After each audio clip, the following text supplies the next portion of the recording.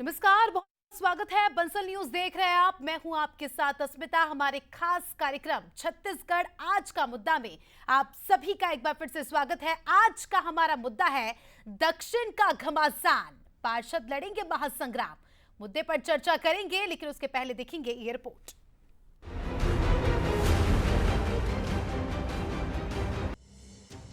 रायपुर दक्षिण विधानसभा का चुनाव प्रत्याशियों के साथ ही क्षेत्र के पार्षदों का भी भविष्य तय करेगा। निकाय चुनाव से पहले हो रहे इस बाय इलेक्शन में 19 पार्षदों की किस्मत दांव पर लगी है, जिसमें 11 कांग्रेस और 9 बीजेपी से हैं। रायपुर दक्षिण विधानसभा क्षेत्र में हैं 19 वार्ड, 9 वार्डों में कांग्रेस, 8 में बीजेपी काबिज। 2 निर्दलीय पार्षदों का कांग्रेस को समर्थन, 5 बीजेपी और 3 कांग्रेस की महिला पार्षद।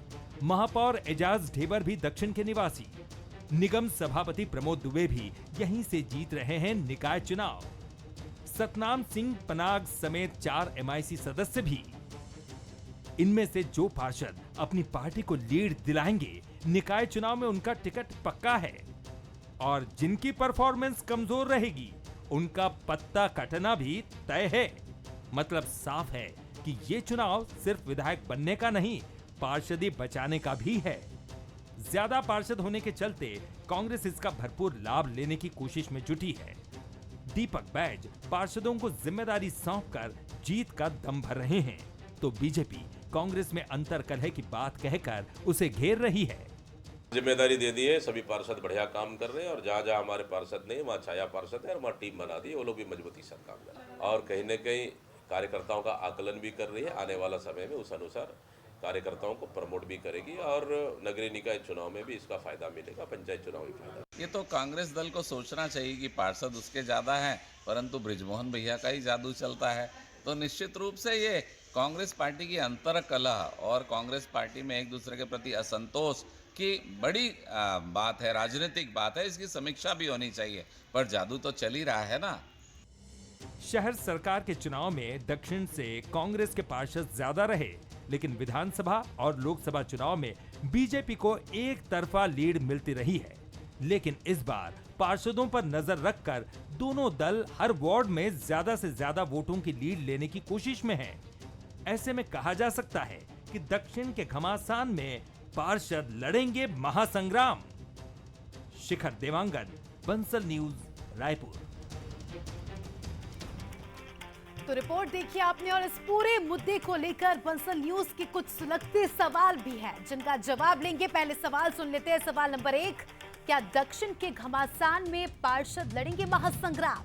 सवाल नंबर 2, क्या संख्या बल में ज्यादा कांग्रेस के पार्षद अपने वार्डों से लीड दिला पाएंगे? सवाल नंबर 3, क्या निकाय चुनाव से पहले दक्षिण का उपचुनाव पार्षदों का भविष्य तय करेगा? ये 3 महत्वपूर्ण सवाल हैं, इनका जवाब लेंगे। हमारे साथ खास पैनल जुड़ चुका है, विशेष मेहमान जुड़ चुके हैं। सबसे पहले उनका परिचय, फिर चर्चा की शुरुआत। आज के हमारे मेहमान हैं रजनी सिंह साहू जी, पूर्व विधायक है बीजेपी से, और इसके अलावा हमारे साथ वरिष्ठ पत्रकार प्रकाश चंद्र होता जी भी जुड़ चुके हैं। आप दोनों ही मेहमानों का बहुत बहुत स्वागत है। कांग्रेस के प्रवक्ता भी जल्दी हमारे साथ जुड़ेंगे, थोड़ा सा इंतजार करते हैं। लेकिन चर्चा की शुरुआत प्रकाश जी आपके साथ ही करना चाहूंगी। दक्षिण का रण सर, अब बताया जा रहा है कि प्रत्याशियों तक सीमित नहीं है, ये चुनाव पार्षदों का भविष्य भी तय करेगा। जो 19 पार्षद है उनका आगे राजनीति में क्या करियर होने वाला है, ये चुनाव वो तय करेगा। आपका कमेंट चाहूंगी। देखिए, निश्चित रूप से जिस तरह से चुनाव के समर में बीजेपी और कांग्रेस दोनों अपने अपने लोगों को खड़े किए हैं, लेकिन साथ ही उनके जो सिपाही सलाहकार हैं वो कौन है, ये अब देखने की बात होती है। आप अगर कांग्रेस की बात करें, ये पार्षद पिछले बार भी थे, इस बार भी है। भूपेश बघेल के साथ आए और रायपुर का महापौर कांग्रेस का मिला। लेकिन ऐसा क्या हुआ कि लोग धीरे धीरे करके कांग्रेस से बाहर चले गए और 7 सीट जो रायपुर के हैं, सब सीट पे कांग्रेस हार गई। तो जब सब जगह पे हार गई, ऐसा क्या हुआ पिछले 10 महीने में कि अब लोगों को अपना पुनर्विचार करने को मजबूर करेगा? ऐसा कुछ हुआ है क्या जिसके कारण लोग सोचेंगे नहीं भाई, हम बीजेपी को वोट नहीं देंगे, कांग्रेस को वोट देंगे? और धरातल पे कांग्रेस ने ऐसा कौन सा काम किया? पार्षद सबसे छोटा चुनाव होता है और जो पार्षद होता है निश्चित रूप से वो चुनाव बहुत डिफिकल्ट होता है, क्योंकि हर एक व्यक्ति का मुंह अगर मोड़ लिया, मन टूटा हुआ, कुछ भी हुआ तो एक एक वोट कम हो जाएगा, तो हार जीत का बड़ा दिक्कत होता है। लेकिन जब वो अपने वार्ड से लेकर आगे बढ़ना चाहते तो वो भी इस बात को देखते हैं कि उनके भविष्य के लिए कौन सही होगा।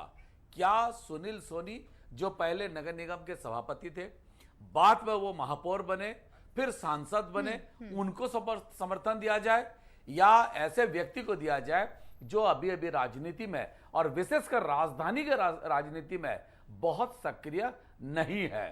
तो ये सारी बातों को जब देखा जाए तो ठीक है, दीपक बैज जरूर कहते हैं पार्षदों को काम बांट दिया, पार्षद भी यही कहेंगे हमने बूथ लेवल पे लोगों को काम बांट दिया, लेकिन यह काम किसका है ये कोई नहीं कह पाएगा।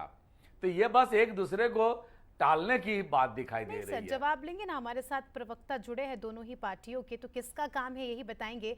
हमारे साथ कांग्रेस के प्रवक्ता सुरेंद्र शर्मा जी भी जुड़ चुके हैं। सर, आपका स्वागत है बंसल न्यूज में। सबसे पहले रजनीश जी आपके पास आऊंगी। रजनीश जी, दीपक बैज का कहना है कि 9 पार्षद तो है ही कांग्रेस के ऑलरेडी, और जो निर्दलीय है उनका भी समर्थन हमें मिल रहा है। निश्चित तौर पर हमारे रन बाकुरे अच्छे से परफॉर्म करेंगे और ये चुनाव तो जीतेंगे ही जो उपचुनाव हो रहा है, लेकिन आने वाले समय में जो निकाय चुनाव होना है उसका भी हम अच्छे से परफॉर्म करेंगे और उसको भी जीतेंगे। क्या कुछ कहेंगे? देखिए अस्मिता जी, अब दीपक बैज जी मन बहलाने के लिए अब कुछ ना कुछ तो कहेंगे। रायपुर को यदि थोड़ा एक 10 सेकंड के लिए मैं कर दूं तो 2019 में जब नगरीय निकाय के चुनाव हुए तो जो नगर निगम है, 14 नगर निगम छत्तीसगढ़ में, 14 के 14 में कांग्रेस के महापौर बने और ये पार्षद इनकी ज्यादा था, कहीं कम था तो उसको साम दाम दंड भेद करके चुनाव जीते। और उस समय जो 14 निगम है इसमें इनकी पार्षदों की संख्या लगभग जो है 450 के आसपास है। तो 450 पार्षद को क्यों भूल गए दीपक बैज जी? 9 पार्षदों के दम पर बोल रहे हैं कि दक्षिण के विधानसभा को जीतेंगे, तो उनके पास तो 450 है। और मजेदार बात यह है कि 14 के 14 महापौर जहां पर इनके हैं या थे, ये सब जगह चुनाव हारे हैं। तो होता जी ने कहा कि ऐसी 10 महीने में कौन सी कांग्रेस ने क्या ऐसा कोई कर्म कांड कर दिया कि उनके वोट देने के लिए कोई सोचे, कोई कल्पना करे। इनका और बुरी हार होने वाला है, लेकिन अब चुनाव में खड़े हैं, मनोबल बढ़ाना है। अब वो 9 पार्षदों को बलि का बकरा बनाएंगे कि आपके कारण हार गए। पार्षदों का चुनाव अलग होता है और जब सरकार होती है तो उस समय भी जनता थोड़ा अलग मूड से चुनाव में पार्षदों को वोट करता है कि भाई सरकार इनकी है तो काम अच्छा होगा, विकास के काम होंगे और कई चीजों को, कई प्रकार की चीजें हैं, वहां पर वोटर इस बात को समझता है।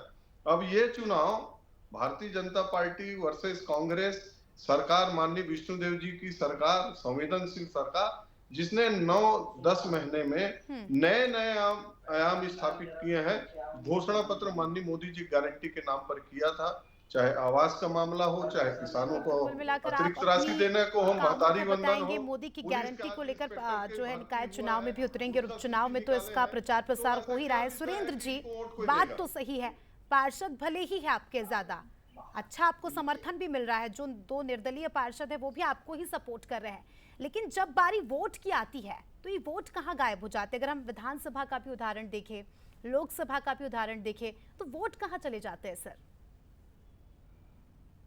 चुनाव को आपको दूसरे दृष्टि से देखने की आवश्यकता है। भारतीय जनता पार्टी सरकार को 10 महीने हो गए और 10 महीने में जिस तरह से पूरे छत्तीसगढ़ में लॉ एंड ऑर्डर की समस्या पैदा हुई है। सर आपकी आवाज ठीक से नहीं आ पा रही है। नहीं, जिस तरह से हत्याएं हो रही हैं, लगातार लोगों के बीच में असमंजस की स्थिति है, भय का वातावरण है, डरे हुए हैं लोग। रायपुर शहर में आकर के झारखंड से लोग गोली चला रहे हैं, व्यापारी पैसा लेके आने जाने में डर रहे हैं। सरेआम बूढ़ा तालाब में एक लड़की की गला रेत कर हत्या कर दी जाती है और इस तरह की जो घटनाएं लगातार छत्तीसगढ़ में बढ़ रही है। सरकार जो है कानून व्यवस्था को, शांति व्यवस्था को संभालने में पूरी तरह असफल रही है। रायपुर की जनता प्रबुद्ध जनता है, पढ़ी लिखी जनता है, समझदार जनता है।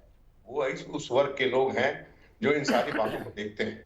मैं ये कह रहा हूँ कि इस चुनाव से सरकार को कोई फर्क नहीं पड़ना है। चुनाव जीतने हारने से भारतीय जनता पार्टी की सरकार रहेगी, मगर जनता के पास इस बात का मौका है कि वो अपने असंतोष को, अपने आक्रोश को, अपने गुस्सा को, अपने इस ढंग से प्रकट करे कि कांग्रेस के पक्ष में वोट करके भारतीय जनता पार्टी को चेतावनी दे कि आप जिम्मेदारी को अपना वहन कीजिए, लेकिन सर आप ये सावधानी कह रहे हैं पूर्वक। कि बीजेपी को कोई फर्क नहीं पड़ता। मुझे ऐसा लगता है कि फर्क पड़ता है। प्रतिष्ठा की बात आ जाती है जब इस तरह के चुनाव होते हैं, और अगर विपक्ष इसको हल्के में लेगा तो फिर मुकाबला उतना कड़ा नहीं होगा। आपको भी सीरियस ले, क्योंकि आज ही कैबिनेट की बैठक में 50% आरक्षण की बात कह दी, तो कहीं ना कहीं फर्क तो पड़ेगा इससे। नहीं फर्क पड़ेगा, पर उससे कोई फर्क नहीं पड़ेगा। बात दरअसल ये है कि जनता जो मतदान करती है, मतदान के पीछे बहुत सारे कारण काम करते हैं। आप एक चीज देखिए कि सरकार को बने 10 महीने नहीं हुआ है, कांग्रेस पार्टी को विधानसभा का घेराव करना पड़ गया, न्याय यात्रा निकालनी पड़ गई, छत्तीसगढ़ बंद करना पड़ गया, और जितने आंदोलन होते हैं, जितने किस्म के आंदोलन, सारे आंदोलन हमको 10 महीने के अंदर करने पड़ गए। आमतौर पर होता यह है कि विपक्ष जो है सरकार को 1 साल तक काम करने देती है, मगर चूंकि ये काम ही नहीं कर रहे हैं, एक बलौदाबाजार निपटने नहीं पाता है, कवर्धा हो जाता है, कवर्धा निपटने नहीं पाता, सूरजपुर हो जाता है, सूरजपुर निपटने नहीं पाता, बलरामपुर हो जाता है, और कौन कौन से पूर्व में क्या क्या पूरेंगे ये तो आने वाला समय बताएगा। और ऐसी परिस्थिति में आप एक बात समझ लीजिए, रायपुर की जनता को मैं ये आप चैनल के माध्यम से अपील भी करता हूं कि वो आप इस चेतावनी के रूप में कांग्रेस के पक्ष में मतदान करें कि भारतीय जनता पार्टी जिस ढंग से कानून व्यवस्था को संभालने में असफल रही है, ये हमको पसंद नहीं है। आप सावचेत हो जाइए, आप तैयार हो जाइए, और तैयार होकर के आने वाले समय में 4 साल मिल रहा है रजनीश जी, आपको स्थिति ठीक रहे, इस बात को जाइए। सुनिश्चित कीजिए। खुला चैलेंज मिल रहा है आपको। ऐसा है कि शर्मा जी उम्मीद पे तो रहना ही पड़ेगा, तो अभी उम्मीद पाल के रखें। ठीक है, इनका उम्मीद अच्छा है, क्योंकि अब इनको चुनाव लड़ना है तो कुछ न कुछ 13 नवंबर तक तो इनको बोलना पड़ेगा। लेकिन जो इन चीजों का जिक्र किया, बलौदाबाजार, कवर्धा, सूरजपुर, तो किनका किनका नाम आ रहा है, कौन कौन इस बात को कर रहे हैं, क्यों नहीं पचा पा रहे हैं विष्णुदेव जी सरकार को, किनका षड्यंत्र चल रहा है, ये भी जनता देख रही है, समझ रही है। शर्मा जी, जनता इतना ये नहीं है कि हम जो बोले उसको माने।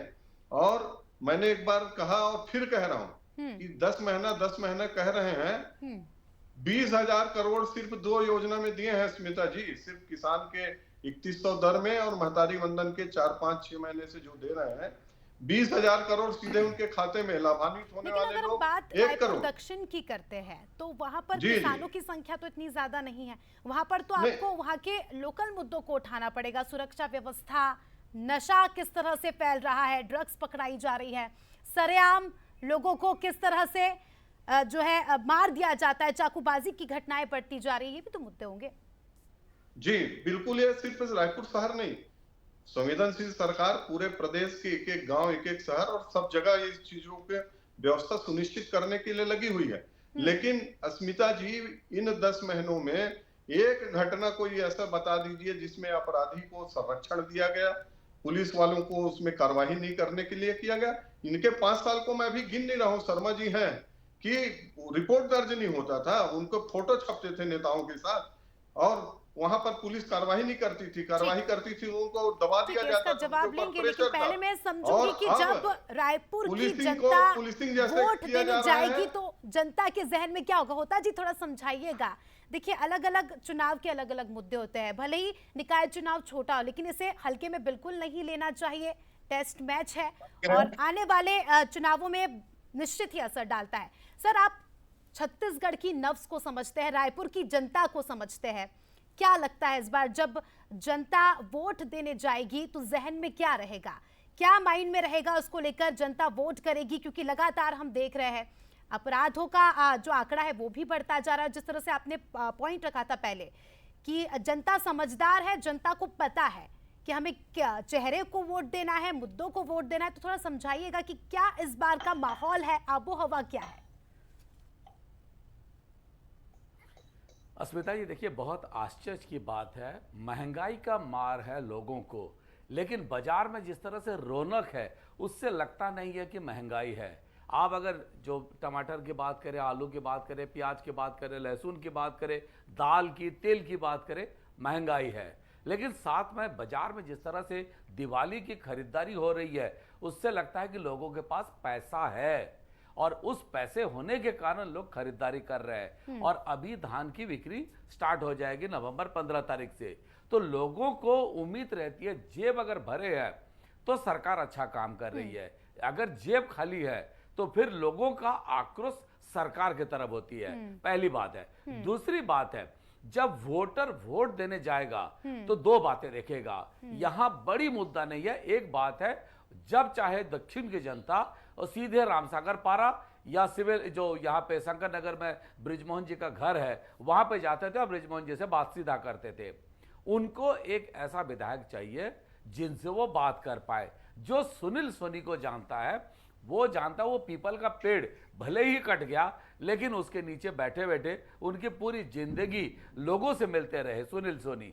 लेकिन एक बात है, अभी जब कांग्रेस के प्रत्याशी की बात करें, वो जनता के बीच उतने पॉपुलर या उस लेवल पे आ पाए क्या? पहली बात।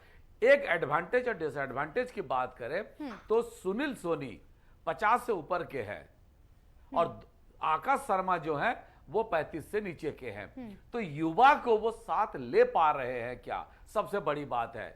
और युवाओं को अगर वो साथ नहीं ले पा रहे हैं तो वोटर जो एक तरफ से वोट डालते हैं, पहली बार वोटर है या बाकी लोग हैं, वो क्या सोच के देंगे? उनके सामने देखिए, आज एसआई का आज सब इंस्पेक्टर का रिजल्ट निकल गया, तो इसका मतलब है कि जो कांग्रेस नहीं कर पाई वो बीजेपी ने कर दिया, कहने को मौका मिल गया। बिल्कुल बिल्कुल। तो इन परिस्थितियों में वो क्यों जाएंगे दूसरे की तरफ? तो कांग्रेस को अपने तरफ आकर्षित करने के लिए या विशेषकर यूथ को आकर्षित करने के लिए इस तरह का कोई योजना है क्या? आप बड़े बुजुर्ग को लेके चलेगा और बोलेगा हमारे युवा प्रत्याशी है, तो युवा क्यों सुनेंगे आपको? अगर यहाँ पे अगर युवा कांग्रेस या एनएसयूआई के कार्यकर्ता घूम रहे हैं तो वो दिखना भी चाहिए, और वो जिस तरह से होना चाहिए, पथप्राण सभा हो, रोड किनारे में खड़े होकर भाषण दे रहे हो, उस तरह का माहौल बनाते हो, वो भी नहीं दिख रहा है। बिल्कुल सर। और युवाओं से अगर महिलाओं की भी बात करें तो छत्तीसगढ़ में महिलाएं गेम चेंजर साबित होती है।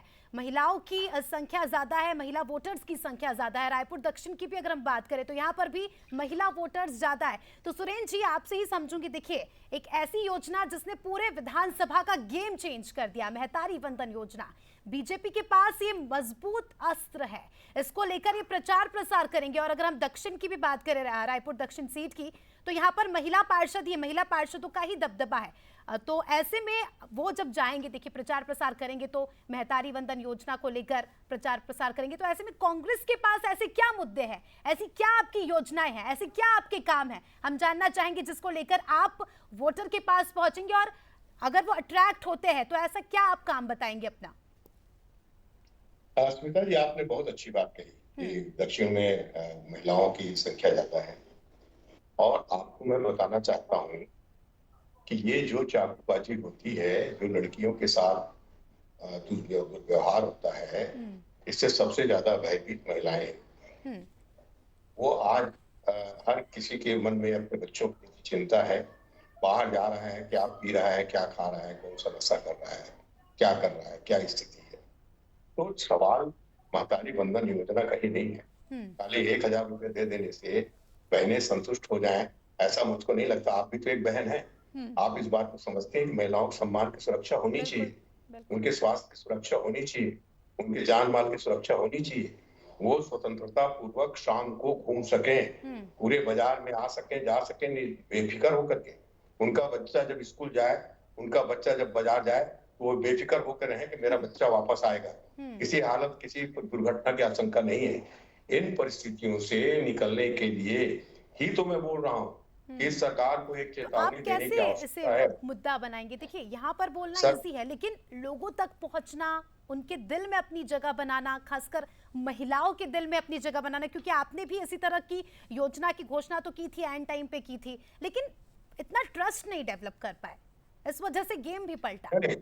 इसके लिए बूथ लेवल पे हमारी कमेटियां बनती हैं, हम लोग जाएंगे, प्रचार करेंगे, जैसा कि होता जी ने कहा, नुक्कड़ सभाएं लेंगे, लोगों से चर्चा करेंगे, बात करेंगे, और उसके बाद तो जनता जनार्दन है, जनता जनार्दन का फैसला सिर आंखों पर। मगर हमको उम्मीद है कि जिस तरह से भारतीय जनता पार्टी की सरकार 10 महीने में चली है, और दक्षिण रायपुर जो है पढ़े लिखे लोगों का, संपन्न लोगों का, संभ्रांत लोगों का इलाका है, वो बहुत अच्छी तरह जानते हैं। ये एक मिथक जो बनाया गया है, अब भाई आज उसको कह रहे हैं कि एक को अनुभवी है, तो किसी जमाने में बृजमोहन अग्रवाल जी भी चुनाव लड़े होंगे, तब तो युवा ही थे ना, वो भी तो अनुभवहीन थे। तो आज इतना चुनाव जीते, तो आकाश शर्मा को भी किसी व्यक्ति को अवसर मिलेगा तब तो अनुभव प्राप्त होगा। तो आकाश शर्मा एक युवा पीढ़ी का नौजवान हम है, भी चाहते हैं कि युवा आकाश कांग्रेस का शर्मा है, जैसे सारे युवा युवा उसके चेहरे साथ हैं इन और मुद्दों वो को निश्चित रूप उठाए से और जनता तक पहुंचाए और उन विश्वास जीते। सबसे इम्पोर्टेंट, सबसे महत्वपूर्ण तो यही होता है। इसी पर आपका भी कमेंट चाहूंगी मैं रजनीश जी, कि महिला वोटर्स की संख्या ज्यादा है, महिलाएं ही तय करेंगी कि कौन जीतेगा कौन हारेगा, और छत्तीसगढ़ की महिलाएं तो बहुत सक्रिय है। बात अगर वोटिंग की हो, उत्साहित होकर वोट देती है और जिसे चुनना होता है उसे ही चुनती है। तो ऐसे में अगर विपक्ष ने ऐसे मुद्दा बना लिया, जिस हिसाब से चाकूबाजी हो रही है, महिलाएं अपने आप को असुरक्षित महसूस कर रही है, तो आपकी भी टेंशन बढ़ सकती है। देखिए अस्मिता जी, अभी हमारे कांग्रेस के जो शर्मा जी हैं, उनको एकमात्र उम्मीद बलौदाबाजार की जो दुर्भाग्यपूर्ण घटना हुई कवर्धा की, बलरामपुर के ऐसे 3-4 जो घटनाएं हुई हैं, वो सिर्फ उसी बात पर उम्मीद पाल के बैठे हैं कि बस इसी से है। ये एक बार भी अपने पिछले जी बिल्कुल, ये पिछले अपनी 5 साल की बात को याद नहीं रख रहे हैं। मैं आज कानून व्यवस्था की बात नहीं है, नहीं तो मैं बताता कि महिलाओं के ऊपर अत्याचार, अनुसूचित जाति जनजाति के अत्याचार, अन्य प्रकार के अपहरण, हत्या, महिलाओं के साथ दुराचार की घटना 5 साल से कहां ले गए। नए से नए यहाँ पर नवाचार किए अपराध के क्षेत्र में, नशा का, वही दक्षिण विधानसभा वीआईपी रोड में इतने घटनाएं हुई हैं। इसलिए शर्मा जी, छत्तीसगढ़ की जनता, हमारे माता बहने, वो आप देखिए, मैं अभी बोल रहा हूँ, कोई भविष्यवाणी नहीं कर रहा हूँ। अस्मिता जी 5 सेकंड में बात समाप्त कर रहा हूँ कि निश्चित रूप से आप देखिएगा, आज 28 तारीख है, जब रिजल्ट आएगा 23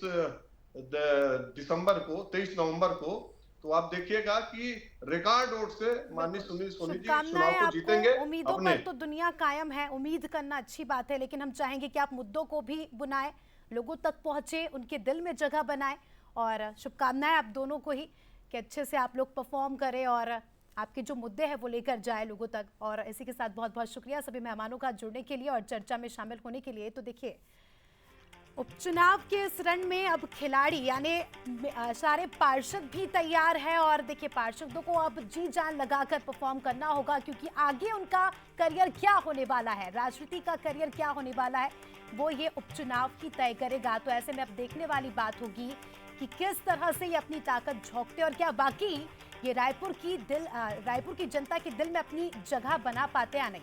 बहरहाल छत्तीसगढ़ आज का मुद्दा में इतना ही, दीजिए मुझे इजाजत।